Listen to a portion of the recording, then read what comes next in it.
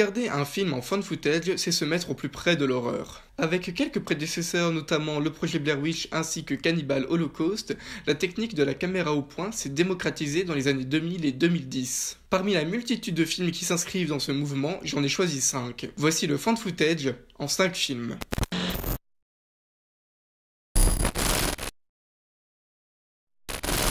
Un grand classique, devenu culte de par son succès, mais aussi pour sa faculté à avoir remis au goût du jour le found footage, genre pour longtemps boudé. Réalisé par Oren Peli et sorti en 2007, Paranormal Activity suit l'histoire d'un couple victime de phénomènes paranormaux. Ce qui est exceptionnel avec ce film, c'est que, à l'instar du projet Blair Witch, il y avait vraiment un doute, à l'époque de sa sortie, sur la véracité des faits dépeints à l'écran. Vous avez vu la vidéo du mec qui a disparu dans la forêt? C'est un truc de ouf. Attendez. Alors attendez que je retrouve, ouais c'est ça. Attendez. Ouh. Alors, 2 secondes, je mets le bon moment. Regardez. Vous savez quoi?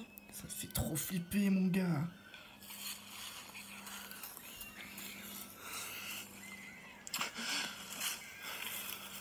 J'ai pas bien.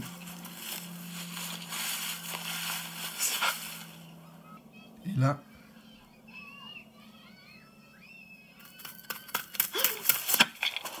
Boum.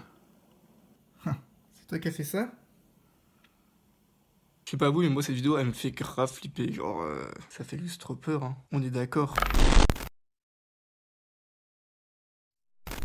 2007. Un film jugé trop violent se voit annuler sa sortie en salle. Il sera finalement diffusé en DVD 10 ans plus tard. Il s'agit de The Poughkeepsie Tapes de John Eric Dowdle. Le film est supposé relater une longue série de meurtres s'étant déroulée de la fin des années 90 au début des années 2000. Le métrage se compose entre autres d'extraits de cassettes tournés par le tueur lui-même et retrouvés par la police. Le film explore la noirceur la plus profonde de l'être humain avec un réalisme perturbant. Oh ouais, je sais pas trop quoi penser, moi franchement ça me fait...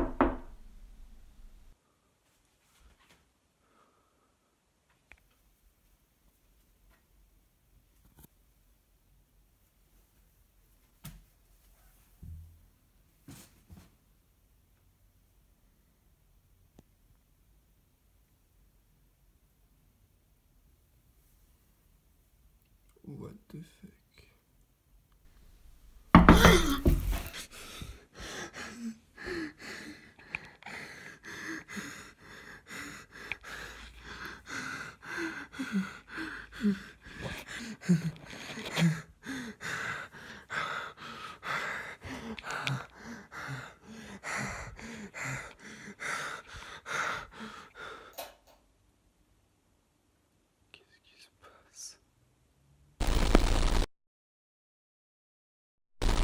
En 2008, c'est en Australie que l'horreur prend place. Un jeune homme, en deuil de sa sœur morte noyée, entreprend la réalisation d'un documentaire sur sa famille en quête de réponses. Malgré une progression très lente de l'intrigue, on se prend à l'histoire et on recherche nous aussi des réponses. À l'instar de The Poughkeepsie Tapes, Lake Mungo relève du sous-genre du mockumentaire. Il s'agit d'un genre de film ressemblant à un documentaire mais portant sur un sujet totalement fictif.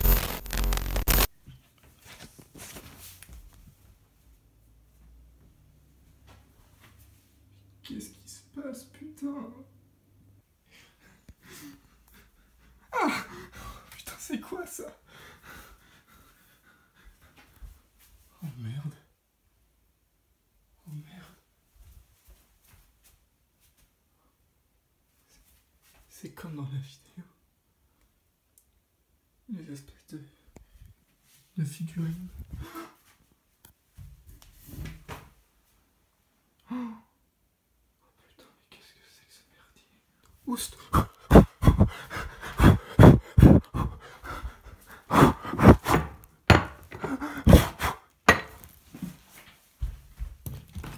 Ça suffit maintenant.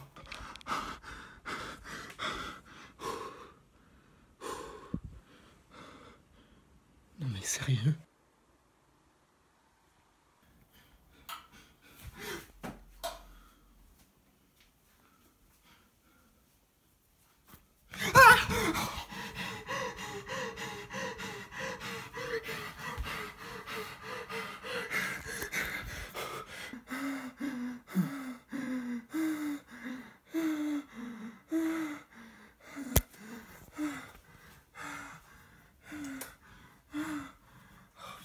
de merde. Mais qu'est-ce qui se passe ici?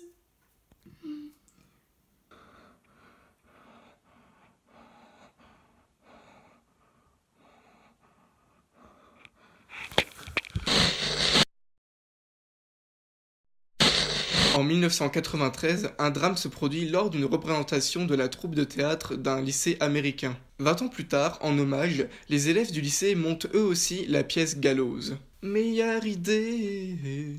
Autant vous dire que l'opération tourne au carnage. Ce qui est intéressant à propos de ce film, c'est qu'on est surfé sur la mode du Charlie Charlie Challenge, alors en ébullition sur internet. Le jeu consistait en l'invocation d'un démon mexicain grâce à une planche de Ouija sommaire. À vos risques et périls.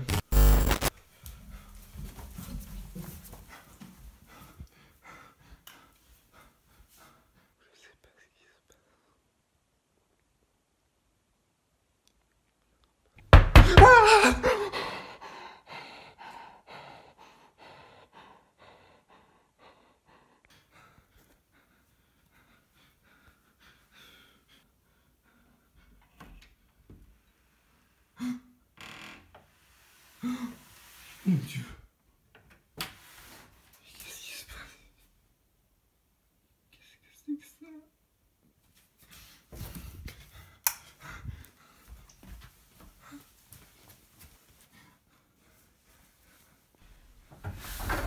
Ah!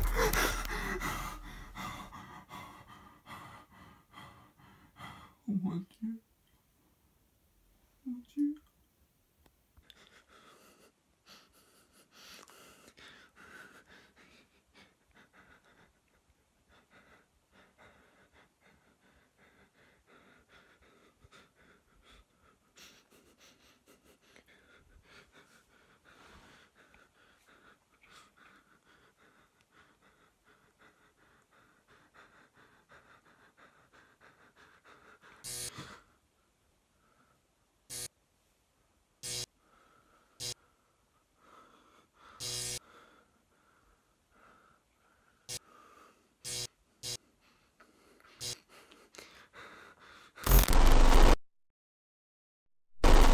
Suivant la veine de son père, une jeune femme passionnée d'archéologie souhaite découvrir les mystères des catacombes de Paris. Parvenant à rassembler toute une équipe, aucun ne sortira indemne de cette expédition aux portes de l'enfer. On se trouve ici en présence d'un film d'une intensité hors norme et qui, sincèrement, m'aura fait le plus peur au cinéma.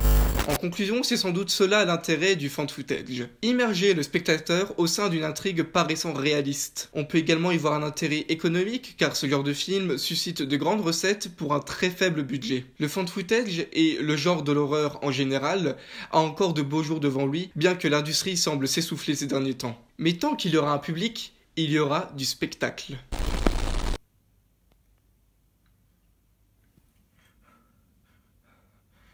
Bon. 1, 2, 3.